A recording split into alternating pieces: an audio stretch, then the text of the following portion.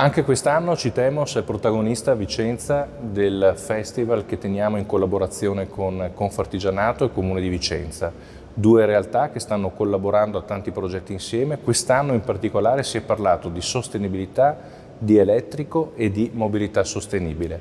Il PUMS è uno strumento su cui sta lavorando l'amministrazione comunale per dare una nuova viabilità, una nuova mobilità che sia rispettosa dell'ambiente, che sia rispettosa delle regole in materia appunto ambientale, che sia rispettosa dei cittadini e delle persone.